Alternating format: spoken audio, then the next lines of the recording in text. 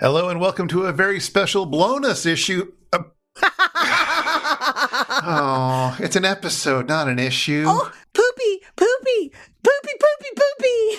We just got back from a little vacation, and we're going to hold off on our main episode and spend a little time luxuriating in a little poopy by watching the two poopy tapes. Yeah, it was a lot of fun to watch the poopy tapes. Had you not seen them before? No, I'd never seen the poopy tapes before. How is that possible? How did I miss all the poopy? Well, I didn't have them back in the day when we lived together and I was forcing a lot more MST3K down your diet, which, fast forward a few decades and I'm doing it again.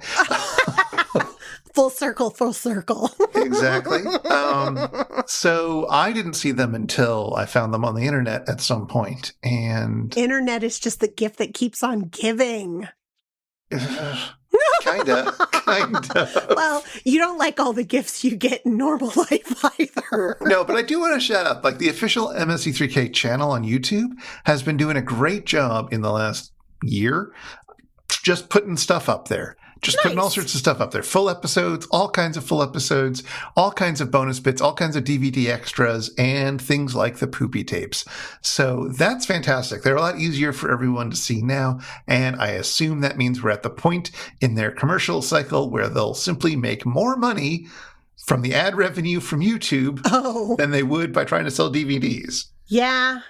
Wow. And fair enough. Yeah. I mean, who has DVD player? Well, I mean, I have a DVD player, but I'm old. So of course I have one, right? I practically have a VHS player. I mean, I don't, but I totally should. Sure. I guess you can. But not even my computer has a disk drive, right? So I can't even watch a DVD on my computer. Yeah. I had to buy a Blu-ray player a while back because I wanted to watch some Ed Wood porn. Oh, yeah. God, good times, Chris. Good times. Good times indeed. So anyway, yes, I'm glad it's up there. I'm glad it's a lot easier to access. So if you, listener, haven't watched the poopy tapes, you go and, check them out. They're a lot of fun. There's even a poopy tape about advertising poopy tapes, which I really enjoyed. It's very meta. Well, yes, but we watched that and talked about that before because that was part of the Turkey Day special. So we've already talked about the Poopy Parade of Values section of that Turkey Day. No, we haven't. Yeah, we did. When did we talk about that? During the Turkey Day that it was part of. Are you sure it's not upcoming? Because I don't remember them all in matching sweaters and matching polo shirts talking about poopy tapes and the scrapbook. Hi there, Editor Chris here. I've reviewed the tapes. I've gone back to that old episode, and it turns out that we're both right. During the 1995 MST3K Anthology Turkey Day Marathon, there are several ads for things that you can get from the fan club, including the longer Poopy Parade of Values ad for the poopy tapes, which were new. The first one was new at the time. And we did talk about those things, but we did not mention the Poopy Parade of Values. Perhaps that wasn't on the version of the Turkey Day Marathon that Charlotte watched because it was kind of its own thing at the end. So I don't know how that happened. It's all very confusing. That's just another example of pure, fresh poopy. Hey, let's go back to listening to me and Charlotte in the past talking about more of this great poopy. But it is fun, and so I'm glad you watched it again, especially if you needed the reminder. Clearly, I need to be reminded to put on shoes in the morning or something. God, it's gotten that bad. Yes, it is fun. It is fun that they all dressed up and they all did that really ridiculous infomercial style. Hold on. Gotta let the cat in.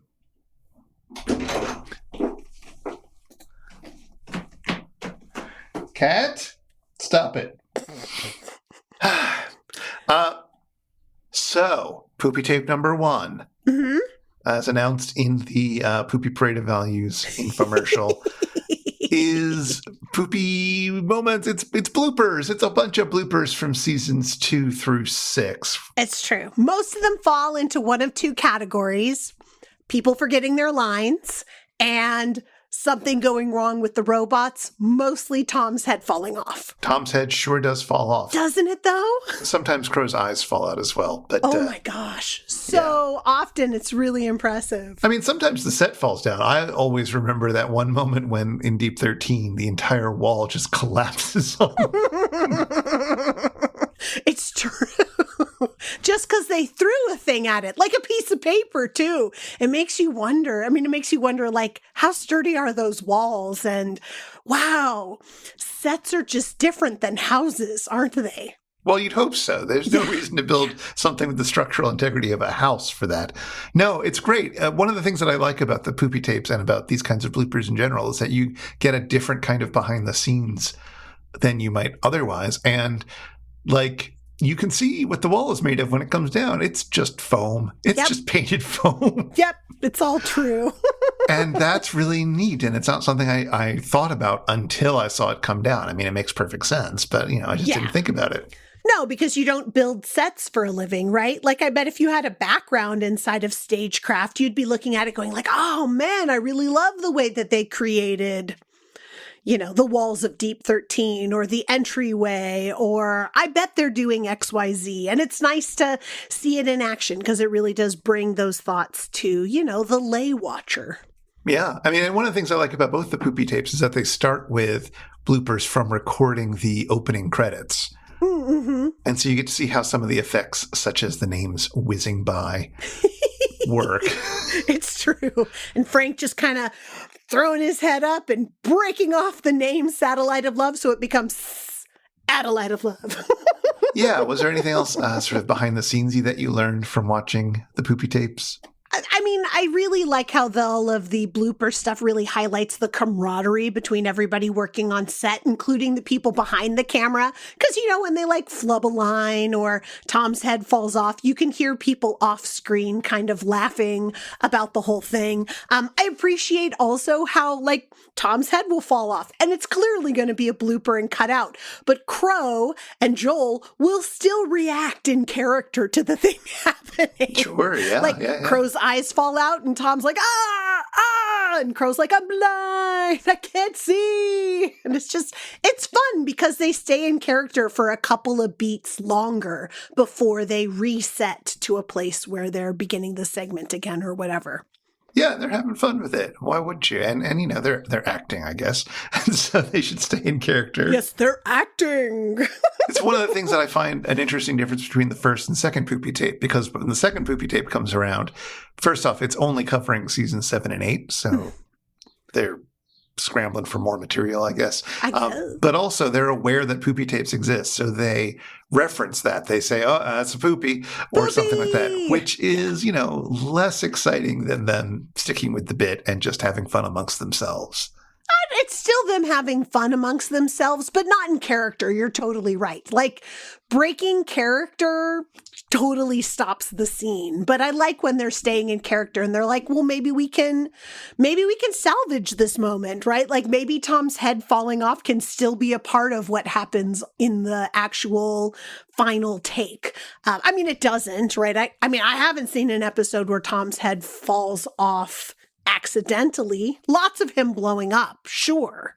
Yeah. But not a lot of tumbling around and, crows screaming bloody murder, Yeah, I don't know. It's interesting because I think there is a big difference between the first tape and the second tape in that way. The first tape, they're just joking amongst themselves. Nobody's ever going to see this moment now. And the second tape, they're like, somebody very well might see this moment. We have an audience, even when we are flubbing, even when we're sort of off script, this potentially will have an audience. And so they're sort of more aware of that. And it doesn't feel as fresh to me as the first one did.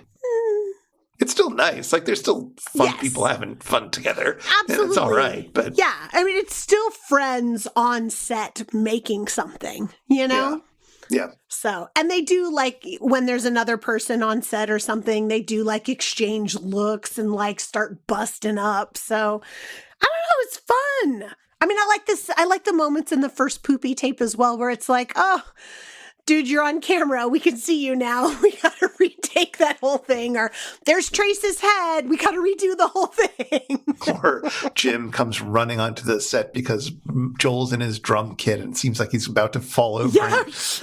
It's like, no, you're on camera. But it's like, dude, you looked like you were about to fall over. It's very reasonable for him to try to save you. Yes. You could totally destroy that prop in a way that would be very annoying to put together. Obviously, a lot of props got destroyed. But you cannot destroy Joel. It's so much harder to put Joel back together than it is a prop. Well, I suppose so. But they got pills for that. Yeah, I suppose so. I guess the other thing that I hadn't thought about in terms of like how they make the show that I noticed in the Poopie tapes was there's a scene from Manos. Yeah, he comes in with no music. Yes, exactly. And it's so different when there isn't the Torgo theme playing. Oh, I mean, it's excruciating with the Torgo theme playing, but otherwise it just looks like him kind of stumbling. And I gotta say though, Chris, honestly, like in my mind, I was playing the Torgo music for him. I knew that moment. Oh, sure. I absolutely heard the Torgo music, but it was not playing. It wasn't there. And it totally makes sense then why when he gets to the end of his like excruciating, I mean, it's probably like what, 20 seconds? Maybe 30 of him kind of hobbling in from the door. And then he starts saying, did someone order a sausage pizza or something like that? And he just starts busting up because it's like he knows the bit. It's a really funny bit. Yeah. I don't know how they hold it together sometimes. Obviously, they don't always hold it together. That's why we have Poopie. The other thing that I particularly like about the first Poopie tape is that it's got one of the handful of lines from these tapes that is like burned into memory for a lot of people. What's that? It's in the scene where Mike is trying to tell his story about being a kid and going on a walkathon, and he absolutely fumbles the line midway through the story, and so they're resetting this everything, and Crow chirps in, "Get to the part where you pee." That was such a good line. So I haven't seen the episode that sketch comes from. That's not from the sketch? It's only from the Poopie tape? Yeah, the "get to the part where you pee" is absolutely from the Poopie tape. Oh, that's hilarious. Oh my gosh. See, I just assumed it was like Crow trying to remind Mike of the line that he flubbed. You know what I mean? Because I don't know the sketch that it comes from, but it is also a hilarious line. Especially giving his intonation of it. No. The whole story of the walkathon ends with him, with a locked bathroom door and all that. Like that is part of the story. But the line "get to the part where you pee" is just made up by Trace on the spot, and it's terrific. And it is an interesting variation on the "when are we going to get to the fireworks factory" line. Yes, very much so. Oh my gosh. So yeah, the Poopie tapes are a lot of fun. And did you grow up with a lot of bloopers? Did you watch a lot of bloopers and so forth?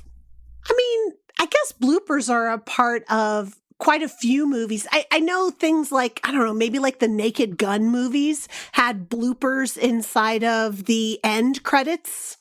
And I know that that's something that's come up more in movies, more and more. I mean, you see it in things like the Pixar movies, like The Incredibles, where they're purposefully making bloopers in order to show them during the end credits, which is always lots of fun. Sure. But I remember bloopers coming out as part of some movies during the end credits, like giving you a reason to stay inside of the theater. But I don't remember bloopers being kind of their own thing. Are they? Well, when I was a kid, we had a book. And this book was called Super Bloopers. Okay.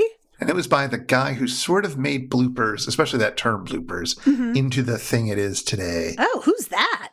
His name is Kermit Schaefer, and he started putting out collections of bloopers in books and on records in the 50s, let's say. 50s and 60s were his big era. How do you do bloopers in a book? I don't understand. Well, I went and found the book that I had as a kid. I mean, obviously my parents had it, and I just grabbed it from their collection. Sure. Super Bloopers from 1963. Let's see. Let's read this first one here together. They all have little titles. So the first one is Sam, you made the pants too long. Okay. And it says commercial, setting the scene, and then the rest is in quotes. Ladies, you will enjoy Sam's department store shopping, which features clothing for the entire family. Our special this week is men's trousers. So, for the biggest thing in men's trousers, come in and see Sam. That's a really good line, but that's not a blooper. Well, it is, because you said something that was suggestive that you didn't mean to. Unless, of course, it was supposed to be suggestive, in which case it's not a blooper, it's just an intentional joke. And that is absolutely a thing that many of these so-called bloopers have in common, is that they seem like they were intended to be that way. Sure, but you call it a blooper so that you don't get in trouble. Like, oops, oh, that's my bad. Also, I should say that when I was first reading this book when I was, 8 or 9, I didn't get that joke. What? You didn't know what the biggest thing in men's pants were? I did not understand what that was talking about. I mean, the thigh? Is it the thigh? There's one little bit lower down on the page. The title is Off Course, and it's a newscaster this time who says, and from the latest report, it appears that work is progressing rapidly at the famed Intercourse Canal. That should be Intercoastal Canal. Yes, that seems very different. Now that's obviously a blooper, not like I wrote something slightly suggestive. Oopsie. It's a, whoa, what was I thinking? It's like when, Mr. Collins in one of the Pride and Prejudice movies is giving his sermon and he's like, these things can only be gotten through intercourse. Excuse me, the intercourse between people. Excuse me, like it just gets worse. Mr. Collins is so delightfully awkward. But like that line is purposeful, right? It's not supposed to be intercoastal, which is different than intercourse, I assume. Yeah. Fun times. Very fun times. But the bar for these bloopers is pretty low, frankly. And I guess you're trying to fill a whole book with them. So here's one. It's called Ladies' Home Companion, and it's a disc jockey speaking. Mm-hmm. This is Martin Block spinning another record. This time, let's hear from the Mills Brothers singing Be My Wife's Companion. I beg your pardon, that should be My Life's Companion. Like, okay, sure, I guess so. Fine. Gosh, Casey Kasem would never have made a mistake like that.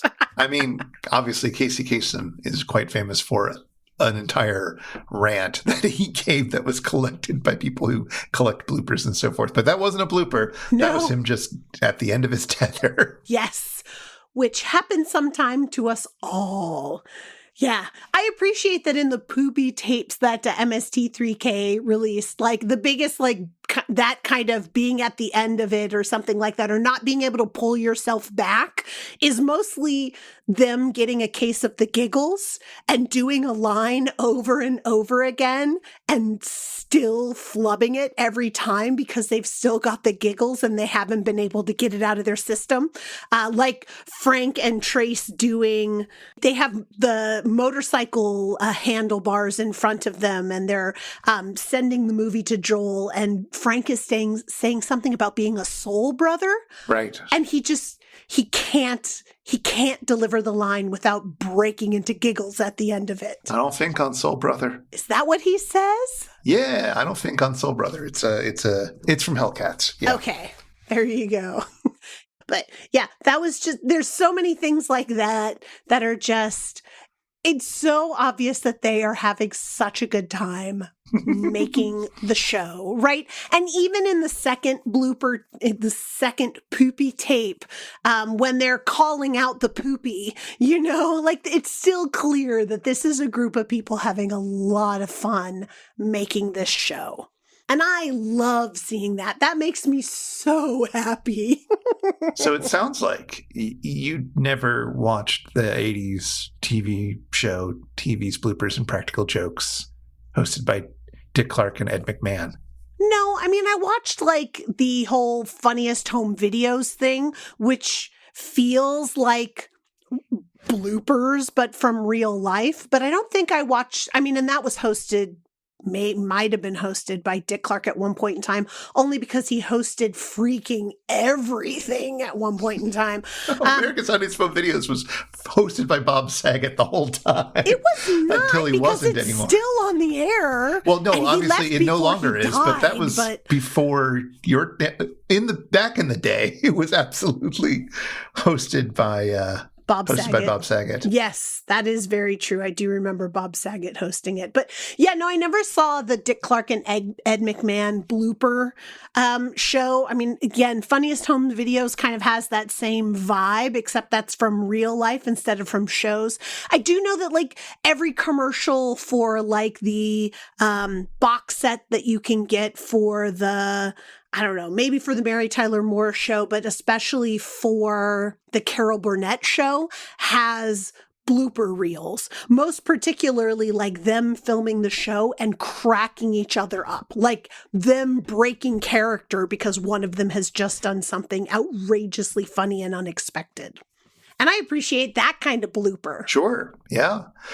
So, you know, I believe that TV's Bloopers and Practical Jokes originally started off as sort of one-off specials that then became a weekly thing for a little while in the mid-'80s.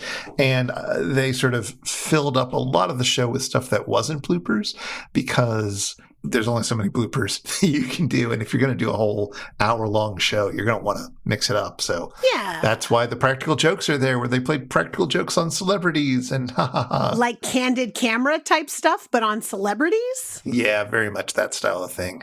I was watching one on YouTube, and it was the practical joke was Chris Christopherson playing a practical joke on Willie Nelson, pretending that there were all these dignitaries as royalty from some fictional Asian country who were very excited and getting him to play a song for him, and there being like a very awkward translator who was singing the translation along. And oh my gosh, it was not great, but no. Willie certainly handled it like a pro. Good job, Willie Nelson. Man. Yeah, that was the 80s for you. Well, it's true. You know, a little cultural insensitivity to rag our friends. Why not? It's like a whole decade of it. The other thing about that show is, of course, that at first, you know, it was like the bloopers that were being passed around because, you know, you edit together your greatest bloopers when you're making a show, and then you sort of watch it at the end of the filming, or, you know, it's a thing that the cast can all celebrate, but then people sort of share the best ones with each other in the industry and so forth. That's how it worked in the old days. And that's where these shows sort of started out from, and where Kermit Schaefer's books sort of and records sort of started out from. But once you've got a show like TV's Bloopers and Practical Jokes, TV shows send them their bloopers because it works like an ad for the TV show. Sure. It's like people sending their funniest home videos. Well, yeah, but you're not going to make money off that usually. It would be very rare for that to happen unless you win the contest. Yeah, that's true. They did have a contest. Oh my gosh, I totally forgot about that part of it. Yeah. I mean, you get your 15 seconds of fame, or minutes if you're really lucky. But, you know, it's just... Yeah, I feel like reality TV maybe had some of its origin moments in those funniest home videos. Yeah, possibly. But this is what I'm saying. Like the one that I watched had a like kids TV show that I've never heard of. It was a puppet show called Featherby's Fables. Does that ring a bell to you? As a mid-'80s kids show? Nope. Looked awful. Oh. The quality of this puppet show was very low. It's no Cowtown puppet show that we know and love. Exactly. Definitely. I mean, honestly, I think it had cheaper production values than MST3K, even in the KTM era. Ooh, it was real rough. Something. That's rough. Yeah.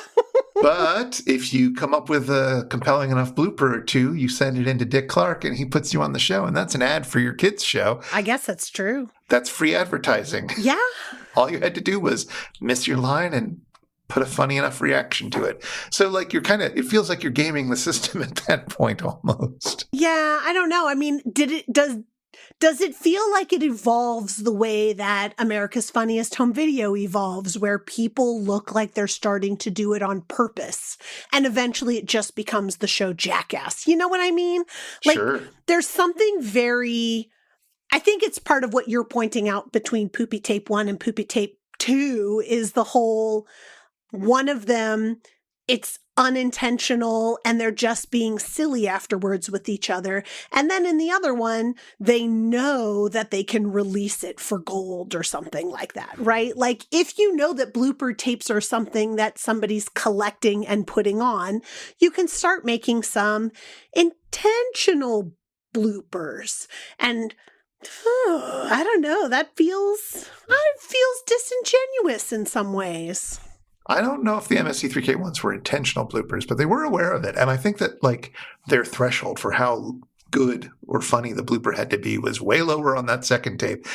They're Sure. pulling it from like a third of the episodes that the first tape was pulled from, and they're trying to make it be as long. So, there's a lot more, oops, I flubbed my line, let's just keep going, or whatever. Like, it's not, they're not as interesting or as funny flubs, a lot of them. There's some good ones in there, absolutely. Oh, yeah. But like, I don't know, it would have been nice. Obviously, part of me just wishes that they waited until after season 10, and then they could have, done a better job with the rest of the Poopie. And then we could have a seasons 11 through 13 Poopie tape coming out for Poopie 3. Oh, yeah. Why don't we have Poopie 3? We got to watch Emily fall off the box a couple times. Oh, I don't know that I want to watch Emily fall. I like Emily. I don't want her to hurt. Oh, well, hopefully they won't include the ones where she gets hurt. But yeah, I don't think she got that hurt during it, but maybe she did. I don't remember. I mean, the other thing is that you have, for some of those seasons, you have people acting in different places and then it's been spliced together. So you can have a real dissonant Poopie where you have one person who's totally fallen off and the other two people are continuing forward in the same scene. Because they weren't, one of the cool things about the Poopie tape 1 and 2 is they're all still interacting with each other because they're in the same space. And you have the beautiful moment where Joel holds Tom because the movie's just gotten too awful. It's so beautiful. And Crow says, oh, how about a little sugar for Crow? Oh, perfect line, right? Very good. They got some golden moments with Trace in there. Wow. I don't think you're allowed to say dissonant Poopie. What? That's a really disgusting phrase, Charlotte. You should be ashamed of yourself. Well, I'm certainly ashamed of myself, but for any number of reasons today, we'll just add that one to the list. Why not? Oh, no. Yeah, so I had a thought, that I probably should have held on to some of our bloopers from like the last several episodes, because listeners, we're always making bloopers and we edit the show. Chris, no, we're perfect listeners. Perfect every time. Just let me pop a couple of P's in my microphone so that you can hear how perfect I am.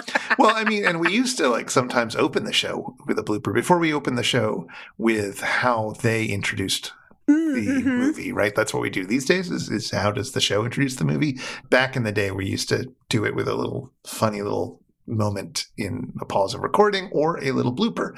And I don't have a place to put those bloopers anymore. But we recently did a whole bit about tongue twisters, and then I highlighted the fact that even after all that articulation exercise, we had a lot of fumbles on if you've been affected by this. Yes. Honestly, I feel like the articulation exercises just made it worse. Like when you're exercising for the first time in a long time and you're like, gold darn, I cannot get anything right today. It was kind of like that. You don't keep our bloopers, Chris? You just leave them on the cutting room floor and light a fire? I do not save the bloopers, no. That's good for me, everybody. Very good for me. Some of them I could salvage if I really wanted to, but I don't make an effort of it, no. Okay. Woohoo! I make enough embarrassing moments of my own, Chris. Thanks very much. But I do appreciate also how on the Poopie tapes, they're not embarrassed. It's not a moment of, oh crap, I can never get this right. Or, nobody's at each other's throats for making the shoot take too long. I'm sure there's those moments, but they're not fun moments. So why would you put them in the Poopie tape, There are a few of those moments in the Poopie tape. There's one where Kevin is yelling about how tape is expensive. And there's one in the second one where Mike gets all grumpier than you would hope. But there aren't that many, it's true. And also, one of the nice things about it is that they're all professionals in the sense that they understand that making errors is part of this, right? Yeah, and that in television, you can do another take. It's not live. Exactly. And even if the tape is a bit expensive, it's, you just got a budget for making some errors. Yeah. So they're not obsessed with their errors. They note them. Somebody clips them out for, enjoying later, perhaps, and then they move on. They get the recording done. Well, that's enough. We should wrap up. Okay. Good poopy to you, Charlotte. Good poopy to you too.